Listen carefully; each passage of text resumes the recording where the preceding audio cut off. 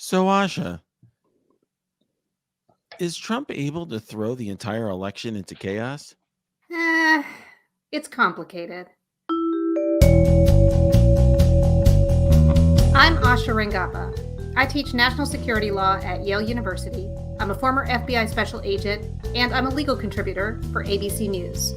And I'm Renato Mariotti. I'm a former federal prosecutor, a practicing lawyer, and a legal analyst. And I'm Norm Eisen. I'm a longtime election law litigator, among other topics, and a writer, an analyst, and a legal commentator for CNN. And we're here to help you understand topics that can't be boiled down into a soundbite or a tweet. Thank you, Norm, for joining us. I know that you have been running around putting out election law fires, and that's what we want to talk to you about today. So we're so glad that you have taken the time to join us. With pleasure. I love to come on to It's Complicated, but I think you should have a special title in response to your question about whether Trump can cause chaos, at least when it comes to outcome determinative chaos. It's not complicated. I worked on the Electoral Count Reform Act. I testified in the Senate and contributed to the shaping of that legislation. And since the attempted coup of 2020, federal and state laws have been transformed to prevent the kind of mischief making that Trump undertook in 2020. So, bluff, bottom line up front, a lot of the ways that he made mischief in 2020, they're no longer open to him. And that's good news. Wow, that's great. That's better news than I expected, great Norm. News. Yeah. I'm coming off of a trial, kind of out of a vortex for a couple of months, and I'm like, okay, this looks very bad. Looks like Trump's going to create a lot of problems, and I'm glad we have you on to explain otherwise. Your podcast listeners know that I'm not only a friend of the pod, but I'm a friend of Renato's and Asha's. And when Renato went into his trial vortex, the black hole, like he had no gray in his beard. He's like Rip Van Winkle. He emerged on the other side of this trial with a white beard. Yeah. That's funny. Like Santa Claus now. Yes. Do you also put this video up, or is it just we do. Yeah, so everybody can see. The guy he was a young man, and he had this trial in Los Angeles. We didn't hear from him for months. And here I am. And yes. Here you are. Yeah. So maybe why don't we first start with the Electoral Count Act then? Maybe do a recap of what was attempted in 2020, how you shored up the Electoral Count Act. I have some questions based on my understanding of it because, I guess let me pause here. Norm, you are Happy Panda, usually. Usually, it's and true. Renato is Sad Panda, so I'm just here to navigate the middle. My understanding is that the ECA, though it corrected for some things, is now a little bit more complicated and maybe has some provisions that could be ambiguous or at least are untested. So I just want to kind of dive into that. So let's first start with 2020 and the legal plot that John Eastman cooked up then with the state legislatures. Like what were they trying to do? Let's first understand what that plan, that conspiracy was.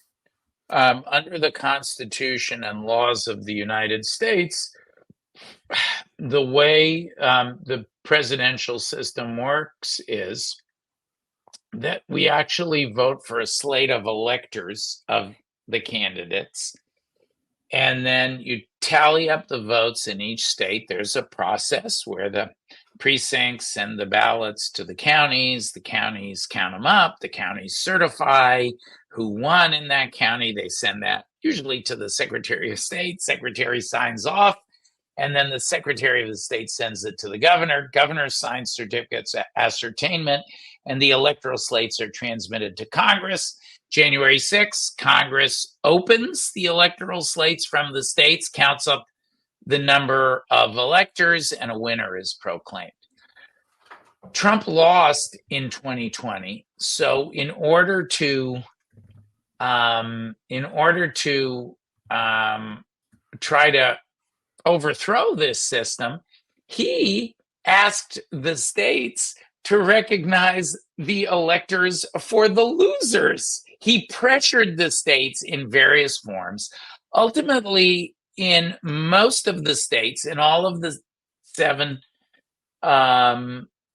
key swing states that cycle, there were alternate electoral slates, even though he lost. Now, in many of those places, there have been criminal prosecutions. In a couple, like in Pennsylvania, in New Mexico, those electors put an asterisk on their materials.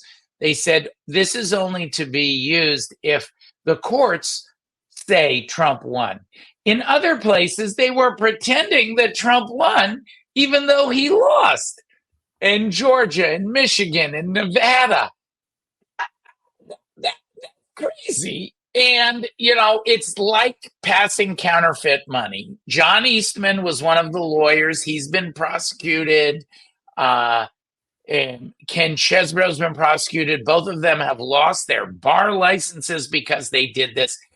It's like, it's as if I'm here in my daughter's room, she went off to college. It's been converted to my home office. It's like I took her old crayons when she was a kid and I made my own $20 bill, and went down the block to the 7-Eleven to spend it. It's counterfeit. I mean, that's what happened in 2020. Now, can I pause for 1 second? Yes, of course. The obvious illegality of that was that there was a certified slate that had been sent. In other words, these people met these fake electors. They came up with this alternate slate, but there was no official government backing for any of them, as far as I understand. Right? They were holding themselves out as legitimate, but they had no stamp of authority. Right? They're making a false statement by doing so. That's what Norm is, I think. Yeah, I'm just saying, because I want to contrast it with the rules changes and then what could happen moving forward. Because Trump tried to pressure the legislatures to actually, I guess, approve the alternate slates. None of them caved. He did. Trump tried, before he settled on this exact approach, he tried a lot of different ways to validate. Like, it's much worse in Michigan, for example. They signed electoral slates that say we met at the Capitol to certify, because that's the official language. But they didn't meet at the Capitol. They met in the basement of the Republican Party. So, it's much worse to just have the electors say we're the winners than would be to have the state legislature, at a minimum, some official imprimatur. So the first wave of Trump's assault was on the state legislatures to get them to endorse. But of course, they were too smart. They're like, are you crazy? We'll get prosecuted. So instead, you had not even many in Trump's own White House and campaign wanted nothing to do with this. It's so clearly illegal. So what ended up happening was that some campaign apparatchiks, you may have seen recently an email about Michigan, a Trump campaign advisor said, let them riot. He wanted violence in Michigan to create more of an atmosphere of chaos. That same guy was part of getting the phony electoral slates. And those were sent to Congress. Now, there was one last hope in this story. They failed with the state legislatures. They did get these phony documents forward. The last hope was that Mike Pence would recognize these as the official slates, or would refuse to recognize the winning Biden slates, enough of them to throw the election, say, oh, there's too many questions about Pennsylvania, Michigan, and Wisconsin. We're throwing everything out. Pence wouldn't go along with it. And that is where we never want to have anybody who'll do that. And that is where the Electoral Count Reform Act comes in. It makes clear, but it was already clear. Mike Pence didn't do it, but it makes even more clear the vice president's role is purely ministerial. He can't pick and choose. Second, to make that belt and suspenders, it says the governor's certificate signed by December 11th is the official certificate. And we had all those. We had an official certificate.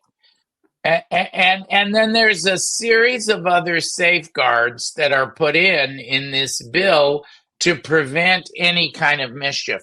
We were already safe. We had the terrible events of January 6th, but there was never a question after the AP called the race, the 4 days after Election Day on that Saturday. I'll never forget, there was a picture. I'm from Los Angeles. The single most indelible memory of that AP call was at the Union 76 station in Westwood, near the UCLA campus in Los Angeles. A spontaneous dance party erupted. Hundreds of students were playing music and dancing and celebrating because this nightmare had been resolved by a winner being picked by the AP. The AP is the most definitive presidential call among journalistic outlets. So at any rate, there's a series of other safeguards, but that's the rest of the story. We never want there to be any question, and that's why this new legislation has passed. So it's actually not that complicated. The winner is certified as the winner. That's the way it's supposed to work. And, Republican officials do the same thing in Georgia. Uber Republicans, Brian Kemp, the governor, and Brad Raffensperger, the secretary, withstood Trump's pressure, even in the old regime. How much more so in the new one? Now, my question is this, though.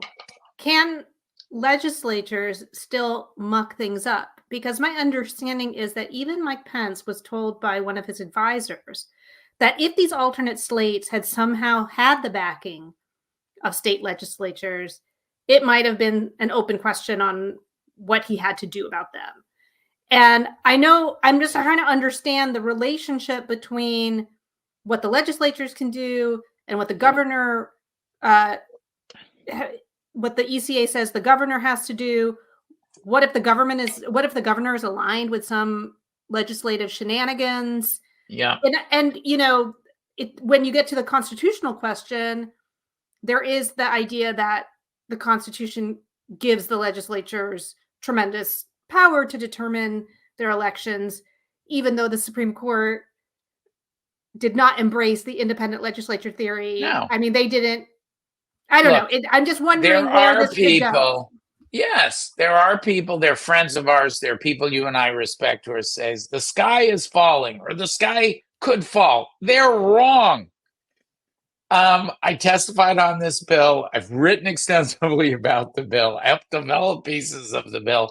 I study what's going on nationally. I've worked in Congress. I've done hundreds of cases over my 30-year career as an election lawyer. There's absolutely no reason to take those remote contingencies seriously. Voters can know that their vote will be safe, free, and fair, that voting is safe, free, and fair, that counting will take place, and that the winner will be certified as the winner. Sure, you can always say, oh, couldn't Congress object? But the bill dealt with that. Just give you one more example, Asha. It used to be that just one member of the Senate and one member of the House was enough to trigger. Now you need 20%. There are not 20% there is not 20% of the Senate that is going to go along with any of these crazy objections. There are not 20 senators. There might be 7, 8, 9, 10 Trumpy people. That's it. So it's very unlikely. Look, a giant meteor could strike the Earth on election day too. But, we're not like sending nuclear devices into orbit to blow up the meteor. These are very remote contingencies. And so I think it's a mistake to be excessively alarmist, to get, it will get you attention if you do it. But I think it's a mistake. And there's some very, very smart people who are asking that, but I think the answers are sufficient. So are there contingencies? Yeah, there could be, but it's extremely remote.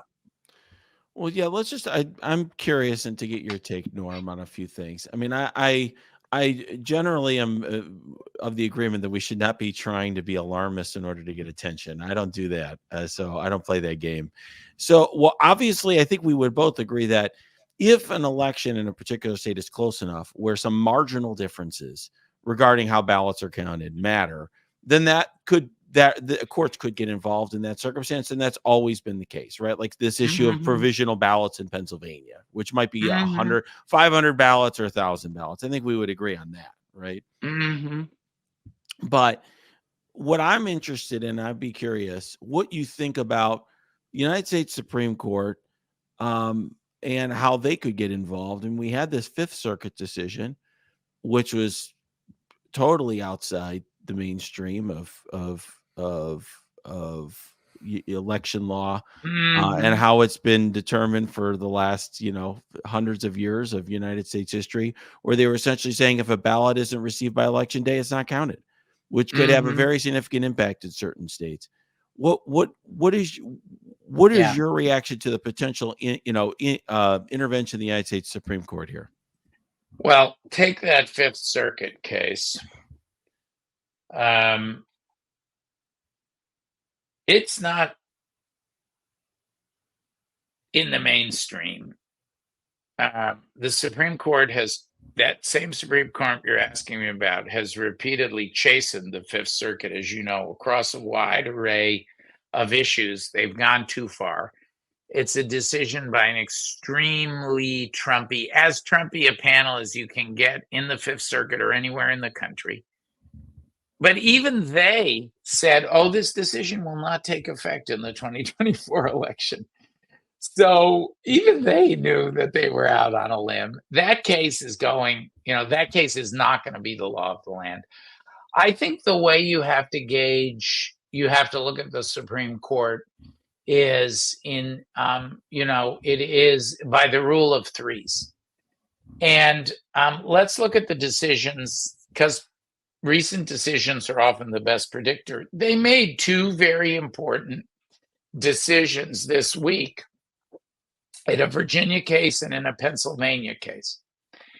And if you look at the Virginia case, you can understand both of the cases as saying, hey, we don't want to, they have this principle, the Purcell principle, we are not going to, we as the Supreme Court are not going to, we're going to call balls and strikes depending on the case, because the two cases came out very differently. In Virginia, the Supreme Court stayed a decision where there was a voter purge, only 1,600 voters, and the Supreme Court said, let the governor kick those people off the rolls. They can re-register if they want to. The Supreme Court disagreed with the trial court and with the Fourth Circuit. But there was an even more important case, more consequential, out of Pennsylvania, where it had to do with certain voters being able to cast provisional ballots if they messed up their mail-in ballot, the Genzer case. The Genzer versus Butler County, they have to be allowed to cast a provisional ballot. Pennsylvania, most likely tipping point state, these provisional ballots might or might not make a difference in the outcome in that state. There, the Supreme Court refused to touch the Pennsylvania Supreme Court decision that provisional ballots should be given to those voters. So you saw there this rule of threes, the three liberals and the three in the middle, Roberts, Amy Coney Barrett, and Kavanaugh, together weren't interested in touching the Pennsylvania Supreme Court. Renato, that's an important indicator of where we might be. Then even the other three. But in Virginia, it was along ideological lines. Virginia was a less good, but also a less important case. If they really wanted to mess with the outcome, they would have messed with Pennsylvania too. The Virginia, I had debates with my Republican election law confreres about this. Many of them felt that, I disagree, but many of them felt that in the Virginia case, the statutory provision that was being interpreted there was a good faith argument for the conservatives. So I don't agree, but these are people of good faith that I'm debating with, who said, you can't make too much of that. Whereas Pennsylvania would have been deeply disturbing. So in general, the election law field, the people who, like me, do this every 2 years. I've done it every 2 years, other than when I was in government and couldn't, for the past quarter century more. We breathed a sigh of relief because we took that Pennsylvania case as, even if you take them both together, the Supreme Court is not determined to interfere. They may still interfere, but they're not determined to interfere. This would have been the easy way to do it, much easier than doing it after the fact. So we'll see. I'm not relaxing. I'm on the edge of my chair. I don't have any faith in this Supreme Court after Trump v. U.S., but we'll see. What about, Asha suggested earlier, I thought, Asha, you made a good point. What about a rogue state legislature? What about a governor that, let's just say, for example, that, Brian Kemp and the Republican legislature in Georgia is like, we've changed our mind. We're going to go for Trump this time. We've seen the writing on the wall. What then? When you have that sort of circumstance, won't that create a sort of drama in the United States Senate? Well, under the Constitution and the ECRA, the federal law, there's no role for the state legislature. It doesn't say the governor or the state legislature. And the Supreme Court, whatever you want to say about them, they rejected this authority for state legislatures in Moore v. Harper, the independent state legislature doctrine. And it was raised again in that Pennsylvania case, and they weren't going for it, okay? So I'm not worried about state legislatures at all.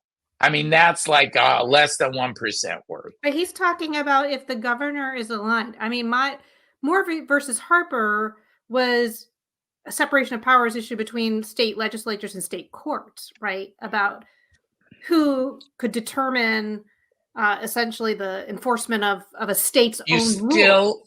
You still need to have a way to get the question before a state legislature.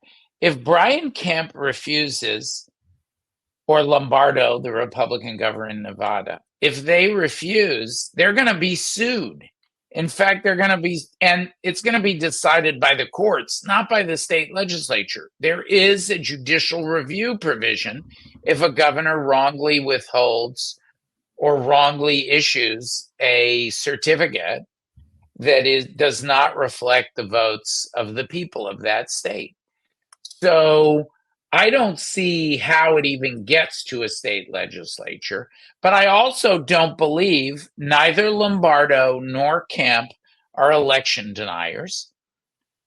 Kemp has stood up to the most ferocious pressure in 2020. And I don't believe that he's going to openly flout the choice of the people of Georgia. Now, again, there's more remote contingencies, 1%, 2%, 3% contingency. What if it's a Bush v. Gore situation and it's super close? But even there, it's going to be heavy court supervision.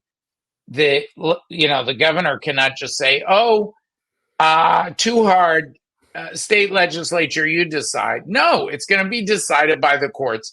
They're going to look at what were the votes, what were the certification. Georgia in particular has a very strong, very independent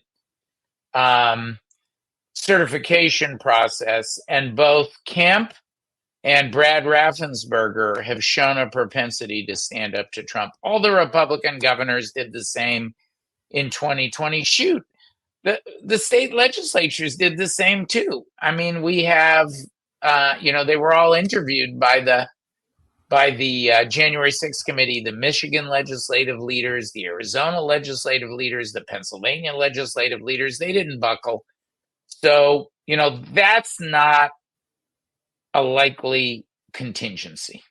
Well, Norm, you mentioned that you've been involved in election law disputes pretty much every election cycle.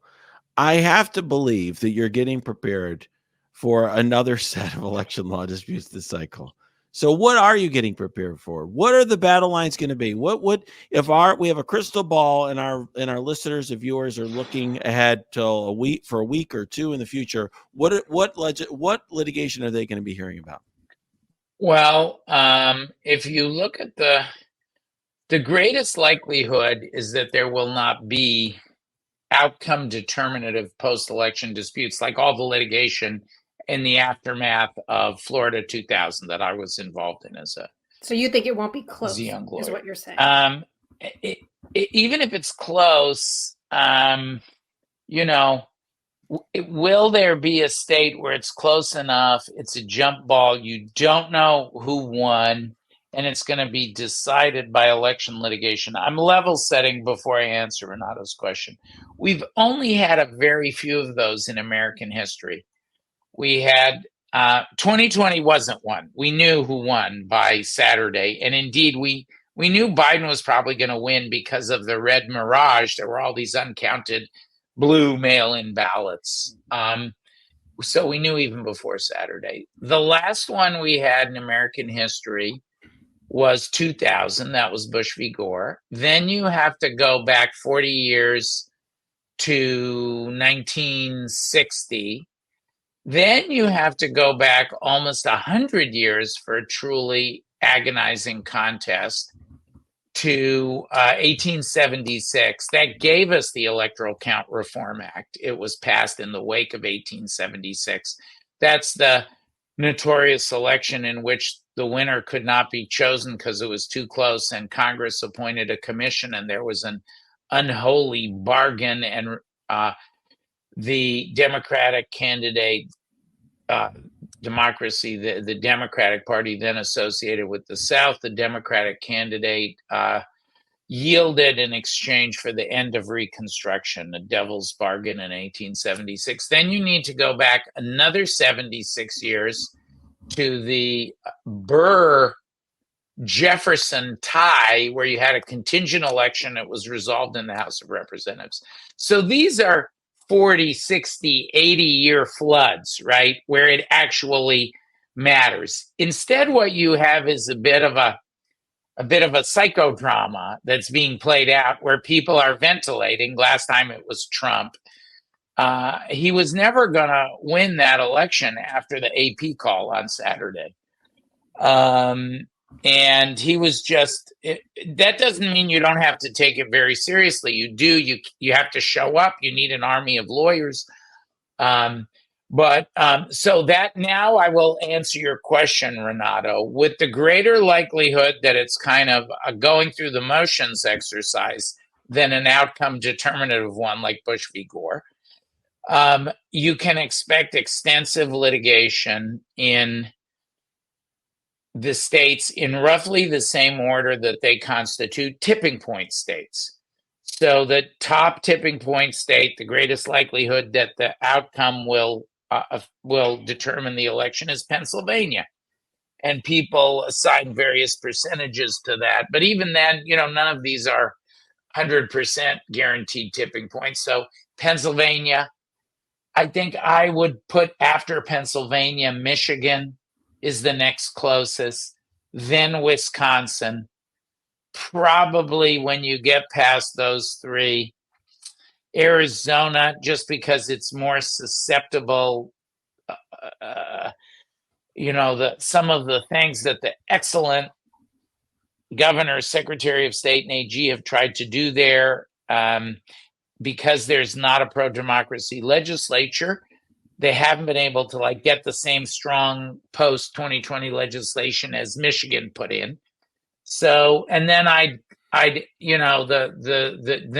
go to, Arizona, Georgia. I'm just trying to rank them in order of litigation likelihood and tipping point likelihood. So I would say Georgia is next. Then you probably close out with Nevada and North Carolina. North Carolina is a very high risk, so maybe you should flip the order, because you have a strong governor, an AG. You don't have a secretary. You have an election board there, which is pretty good. But you have a crazy judiciary, a crazy Supreme Court, and a crazy legislature. So I guess I would say North Carolina number 6, Nevada number 7. And then in terms of what are you going to see? You will see challenges in Pennsylvania, fights about counting mail-in ballots and about voters, challenging, the eligibility of voters to vote. There'll be thousands of challenges in those two areas. Those have already been set up. The last day to challenge voters was Friday, November 1. So there's thousands of them that were lodged. They'll all be dismissed, but you have to deal with them. You might see a recount. You might see contests. You will see a ton of litigation over various rules issues. We are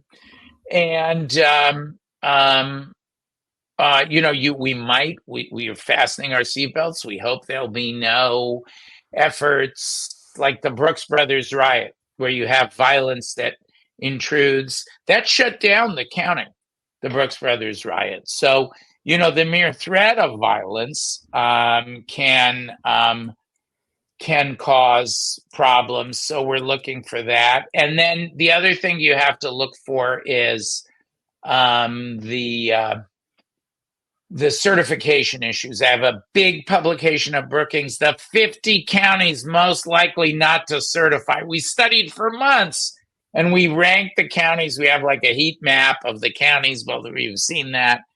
So, will some counties, either just because they're overwhelmed, will they miss their deadline? In Pennsylvania, it's November 25th. Or will they do it like Cochise County did in 2020 out of bad faith? They'll refuse to certify because, they have these crazy Trump-led conspiracy theories. And then what can you do in that case? Because also the ECA changed the safe harbor deadline. Isn't that right? Like it used to be. There's no more safe harbor. There's gubernatorial certification on December 11th. That's conclusive unless a court says otherwise. And you have an abbreviated court challenge period, a 3-judge panel up to the Supreme Court. You have 5 days to challenge the governor. So that puts a lot of pressure on the courts to trust the governor's judgment. And as I've told you, I think even the Republican Governor Kemp demonstrated under pressure that he was not gonna declare the loser the winner. It's so crazy. If you refuse to certify, or if Kemp had done that, he would have been open to criminal liability. We've seen this non-certification, like Cochise County, Arizona. They would not certify in 22. Those county commissioners have been criminally prosecuted. That's a crime in all the states to refuse to do your public duty. There's civil remedies. You can go to court for a mandamus order, ordering them to certify based on the correct counts. And there's regulatory remedies. Like in Michigan, if a county refuses to certify, the constitutional officers of the state can certify instead. So we have plenty of remedies for non-certification. And that's why when I look at the history of it, how uncommon these close elections are, the stronger federal legislation, changes that have been made, like in Michigan to state law, existing state law, like mandamus and criminal prosecution, the history of the Brian Kemps and Brad Raffensperger's Republicans doing the right thing, the fact that there is no Mike Pence who can be pressured this time around to recognize the losing slates as the winners. The whole country is wise to Trump's tricks. I don't think that there's a very high risk. I'm ready for anything, but I don't think there's a very high risk of anything happening. I will just push back on one thing with your historical examples, because one big difference now in the landscape that those historical examples didn't have was our information and social media landscape.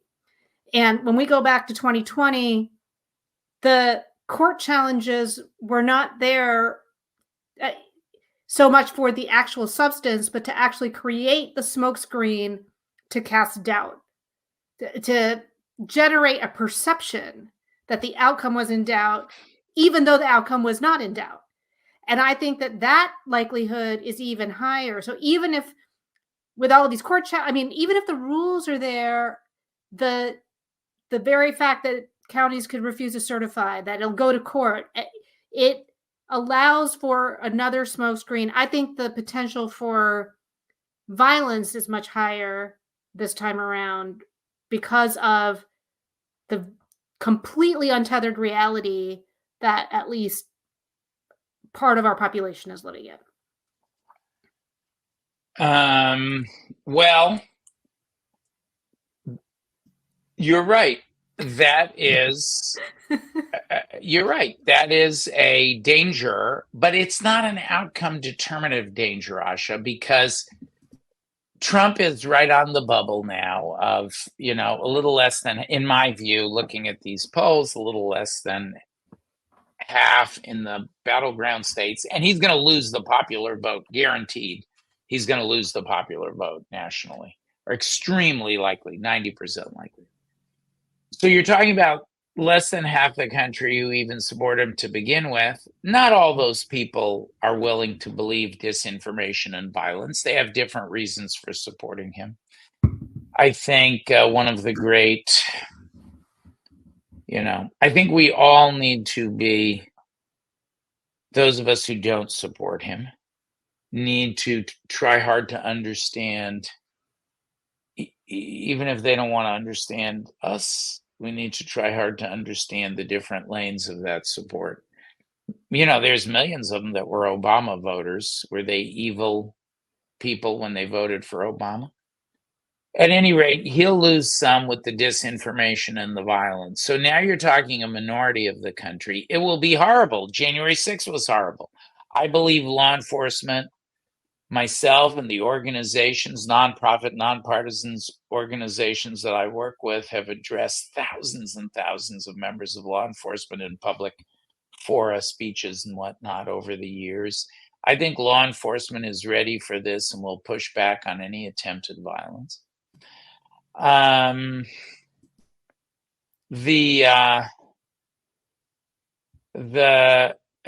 So it's horrible, like January 6th was horrible, but there was, the vote was counted and we weren't ready. Now we're ready. The systems have been hardened. I don't think if the Brooks Brothers riot happened today that the vote counters would stop and there would be cops and others there to shut it down and arrest the people. So, I guess I agree with you about the risk, but I believe that risk is not going to be outcome determinative, to use that term yet again. That's what we're looking at. Do any of these risks have the capacity to derail democracy? And I think if it's clear that one candidate has won, that none of this is going to succeed to have a coup, an auto golpe. In 2020, it was a self coup. Now Trump he's not in the Oval Office. He's in a weaker position than he was in some respects in 2020. Yeah, he's infiltrated his people, like in Georgia. He put people on the Georgia State Election Board. Guess what? All those crazy Trump election sabotage rules that we've been reading about for months that the Georgia State Election Board put in, all of them were shut down by the Georgia courts, including the extremely conservative Georgia Supreme Court. So the risk is low. That's why the panic purveyors, I think, are from good. I'm not suggesting bad faith, but they're misapprehending the odds. Of course, low odds things sometimes do transpire, but it's low odds. Well, I think that's important. I do think it's really, we're a reality-based podcast here, and that's what our viewers and listeners have come to expect. So I appreciate that. I do think, I wonder whether potentially we may be setting the bar too low. I mean, one of the concerns that I do have, Norm, is that, in an era of micro-targeting, in an area of a lot of information, we now are going to have closer elections. With disinformation flowing the way it is, with micro-targeting of electorates, we're going to get closer results perhaps than we have in the past. I don't know whether that's going to happen. It could happen. Possible. And this is a much closer polling election than we've typically seen in the past. Sure. And of course, but on the other hand, polling is unpredictable, so it could be a broader margin in either direction. I agree with that as well. I think, the other thing that I will say is I agree with you 100% that there's a boy that cries wolf element to Trump. Mm-hmm. He, everything was stolen last time. If he loses again and he tries the same stunt, I actually think the media won't react the same way. At the time, the president of the United States was saying the Justice Department was investigating fraud, and the journalists didn't know what to do with that, because ordinarily that would be unbelievably breaking news, but there's a lot of reason to doubt it. Here, we're not going to have that. So I agree with you on that. I am concerned, though, about having local failures to certify in particular counties. I worry about certain groups of legislators, things like that, because there's been a lot of time by Trump to gin up of fear mongering. There's been a lot of fear mongering and conspiracy theories. I do think, you've alluded to the local prosecutions, and I will say, those got very little play in the media. The Michigan prosecution, Arizona prosecutions, in many ways, those may be the most important, because I would think that would deter a local Republican operative from doing something crazy. I think all the prosecutions, the federal Trump prosecution, Georgia, Arizona, Michigan, Nevada, and I think all of it has a deterrent effect. And all the bar complaints, people have lost Giuliani, Eastman, Cheeseborough. Janet Ellis has had bar discipline. Sidney Powell has been referred. There were hiccups with that.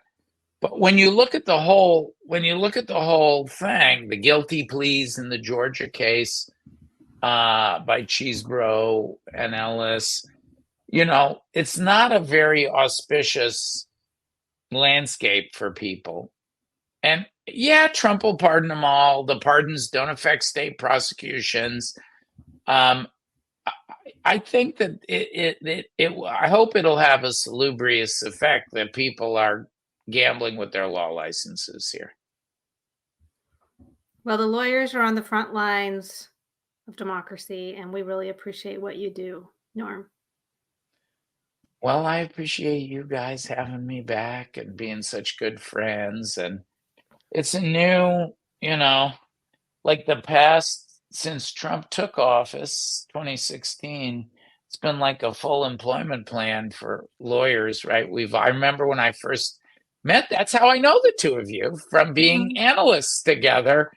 I'm like, who is that Asha? Asha and I used to be in the green room with Sam, right? Sam Vinograd. She was a regular with us. And Renato, first time I met him, was on the air. I'm like, who is that guy in Chicago? And so the analysis that y'all have provided for the past 8 years, incredible, about what's going on is so valuable. And I'm so glad to call you my colleagues and my friends. And thanks for having me back. You're welcome, Norm. And let's hope for the best for Tuesday. Otherwise, it's from the green room to the gulag for the three of us. Indeed. Okay, guys. Thank you. Thank you, Thanks, Norm. Okay, take care. All right. Bye-bye. So, Renato, before we go, for people who might be contemplating some international travel, in their future, we have some exciting news. Yes, I think both of us need some travel. So this is an exciting opportunity to travel with us. Yeah. So for our listeners and viewers, Renato and I are going to be hosting an 11-day cruise next July from Copenhagen to Iceland. I don't know how to say the name of the city that we end in. And Reykjavik, are we ending Reykjavik? Is that how you say it? I think so. And we want our listeners to join us. Yeah, it's going to be awesome. It's going to be a first class trip. And it's a small boat. This is not like some massive mega cruise like you're going on with thousands of people. It's going to be a small cruise. You're going to not only run into us, but we're going to have events and we're going to have opportunities for you guys to talk with us and discuss. And when this opportunity was presented to us, we thought it would be fun. It's just a fun way for us to get to know some of the people who we've gotten to know over the years. And maybe we've gotten to know you in Twitter comments or maybe in YouTube comments or in messages on Facebook, or Instagram, but this is an opportunity for us to get to know you face to face and to enjoy some time, hopefully the world being in a better place. And us relaxing and having exciting conversations about all the things to come. Right. So we're going to be sailing on Oceania Cruise Lines on the luxurious Serena with its award-winning dining and service. And we will be making stops in Oslo, Norway, and Sweden, and also stops in Britain and Denmark before we get to Iceland. And I have the information here. If people are interested, you should call the travel store at 800-777-6540. That's 800-777-6540. Or you can go to our websites, or you can go to my Instagram. I'm just really excited. I love cruising. Yeah, I'm a big fan too. My wife and I were so excited about this. We actually are doing an Oceania cruise in December into a different location. Oh, really? And yes. And we've done a couple other cruises together over the last few years. So we're excited about this, and it's going to be a fun opportunity to get to know everybody and also see a part of the world that I've never seen before. Never been to Norway, never been to Iceland. Yeah. And you know what's funny? We were supposed to do one to the Mediterranean, but that got canceled because apparently it's now just simply too hot to go there in July. So we switched itineraries. This will be perfect. I think that the weather's going to be amazing. Yeah. Yeah. So yeah, I haven't been on a cruise since I went on a Disney cruise in 2019, right before COVID hit. Wow. So I'm excited, and I hope that we have some people join us. Absolutely. So check out not only the number that Asha gave you. We'll try to put details below on our YouTube as well, and we'll have it on all of our various social media.